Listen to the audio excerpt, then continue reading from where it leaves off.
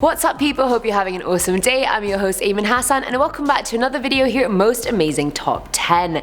Myths, back with some more myths. I actually don't know which I like more, like urban legends are more real, most of them end up being true stories, but myths are more on the folklore side and they're a lot more magical, which I love, and I just can't decide. We have had our proper fill of California urban legends, so thankfully this is the top 10 scary California myths. Starting us off with number 10 is the BILLIWHACK monster. What a name, I know. The beast is said to be a tall ape-like humanoid with grey hair, horns on its head, and long-ass claws. Not exactly the nighttime teddy bear you want to cuddle up with, but sure. The creature lurks around Camulus Ranch, which used to be where BILLIWHACK Dairy and Ranch was located in Santa Paula. Now it targets high school students mostly, throwing 50-pound rocks at cars, pounding on the hoods of cars so hard that he leaves a dent, and apparently even carries a club. In the 50s, a little boy actually got attacked near the dairy by an unknown animal. He had scratches all across his back and arms, and it said it was the BILLIWHACK monster. But where the hell did it even come from? Let's backtrack. The BILLIWHACK Dairy used to be one of the most advanced modern dairy farms in the world. It was set up by August Rubel, and legend connects him to the Office of Strategic Services, which was the CIA before the CIA. Rumor has it the OSS got Rubel to perform experiments under the dairy in hopes of creating some kind of super soldier of some kind, I don't know, like a Captain America. Either way, the BILLIWHACK monster is said to be the result of that experimentation, and somehow he escaped. Coming in at number 9 is the Demon Cell. Now everyone already knows about Alcatraz, so I'm not about to do some admin backstory or intro to it. When talking about islands no one wants to live on in another video, I mentioned how Alcatraz is haunted like nobody's business. The whole prison is filled with spooky rooms, but the worst area of all has to be the medical ward. Actually, scratch that, there is one place that's worse. Dubbed the Hole, these rooms were deep into the prison and were used only for solitary confinement. Legend has it that in one of the Hole cells in the 40s, a prisoner who was locked in the cell was screaming his lungs out all night, saying a demon-like creature with glowing eyes was trying to murder him. The guards took no notice of him whatsoever, and the next day when he was meant to be released from isolation, he was found strangled to death. Weirdly enough, later that day during head count, the numbers kept counting one extra inmate, and prisoners and guards alike recalled seeing the dead inmate many times after he died. At number 8 we have the Black Dahlia. Now this isn't a myth because it genuinely happened, but I feel like because justice was never served, it deserved to make this list. Now on the morning of Jan 15th, 1947, LA police found a half-naked woman cut cleanly in half lying on the ground. The cut was so clean and precise, onlookers literally thought she was a mannequin, but what they were actually looking at was the murdered body of Elizabeth Short. Her body was entirely drained of blood, so you can imagine how white her skin looked, and she had cuts all over her body.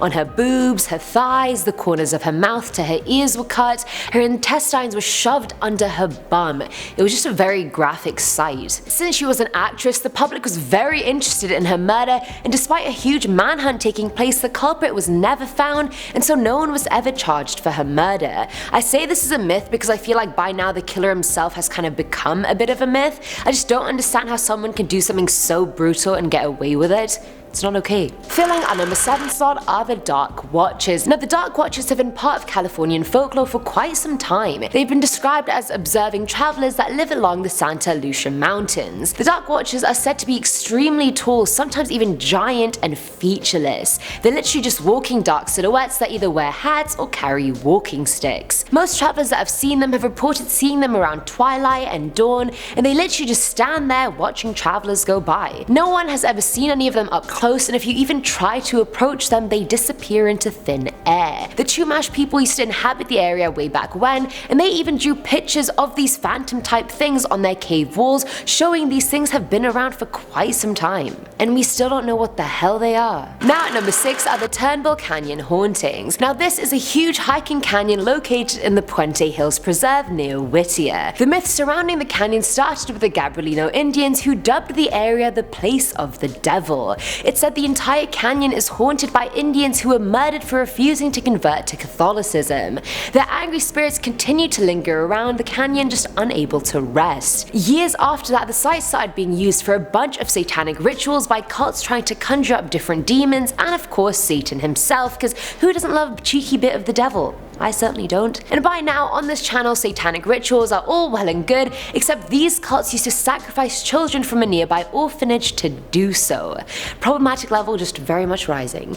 But then in the blink of an eye, the cults vanished, leaving hikers to see ghostly hooded figures, mutilated children, and hellish creatures. Coming in at number 5 is the Charred Man of Creek Road.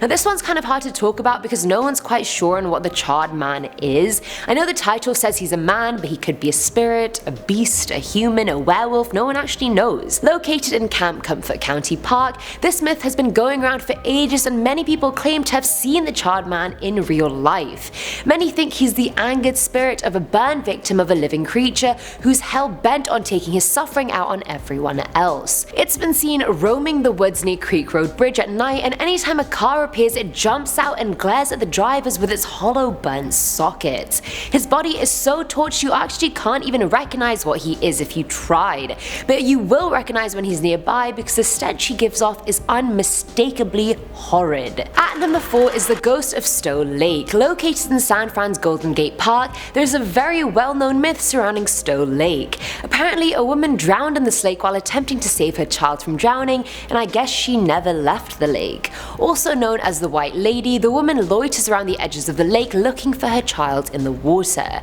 It's said that if you say white lady, I have your baby 3 times in the area, then she'll appear. But be forewarned, I don't think you want to do that because it will not end well for you either way. If she believes you and appears, then she'll haunt you for the rest of your life. But if she appears and you've lied, then they say she drags you into the water with her, giving you the same death she had to endure. So either way, just don't tell her you have her baby or you don't, just leave it. Filling our number 3 slot are the little people. Now this one definitely isn't the scariest one on the list, but I do find it cute. Legend has it that since people started climbing Mount Shasta for the first time, there have been so many reports of seeing little people on the way up. They apparently act like gremlins and try to sabotage the person's climb up, and many have even heard the people talking to each other and the climbers trying to make them feel like they're hallucinating. Honestly, pesky little things. The little people live inside the caves of the mountains, which the myth claims contains portals to a fairy world within the mountain itself. Seems like they have some kind of fairy Narnia in there or something. Either way, because the story is so widespread, hikers usually carry small offerings of food with them for the little people just to ensure their climb goes smoothly and that one of these little people doesn't climb into their bag and then cut their climbing rope, sending them to their death. Sorry, just let my mind wander for a bit. Now at number 2 is the monster of Elizabeth Lake. Now I'm aware there are many Elizabeth Lakes in California, but the one we're talking about is outside of Lancaster. The myth claims that the devil himself made this lake to house one of his hellish pets. If you swim deep enough into the lake and get past whatever the hell is in there, they say you'll find the passageway to hell. The first time anyone saw the monster was back in 1880. Now looks wise, it has the head of a bulldog, neck of a giraffe, it's 50 feet long and it has bat wings and it smells like shit. At one point, fear of the monster was so severe that people up and left their properties and no one wanted to build on the lake's land either. When night came around, residents would hear screams from the lake, farm animals would disappear, and a winged creature would be seen taking them away. Now I already hate scary underwater creatures, but if you're telling me Satan himself made this one, then I'm out. And finally, at number 1 is Bodie. Now Bodie is a ghost town in California and it's actually a huge historical landmark. 200,000 people visit it every year, so I mean it's quite a popular tourist destination. But since it is a ghost town, the myths and legends surrounding the town are endless. They say if visitors take anything from Bodie, even a pebble, they'll be cursed with extreme bad luck until they return it.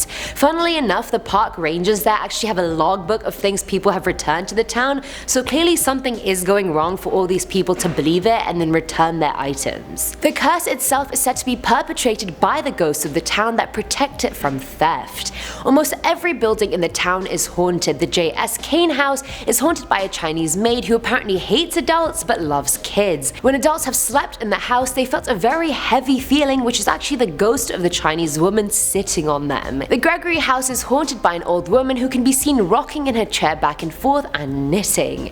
The Mendocini house is haunted by the missus of the house who loved cooking Italian food, so the smell of it is always around. At the cemetery lives the angel of Bodie, a 3-year-old girl that was accidentally killed by a miner's pick. So although it may not be the most menacing on this list, I feel like it's like a city from The Sims. All the ghosts have their own personalities and are just living their own lives. It's kind of neat. And that's it for today's video, guys. California, you are a very interesting state, I'll give you that. I know a lot of you guys watching are from California or live there, so let me know below if you guys had heard of any of these before the video. And as always, I'm your host Eamon Hassan, and I'll see you next time. Bye!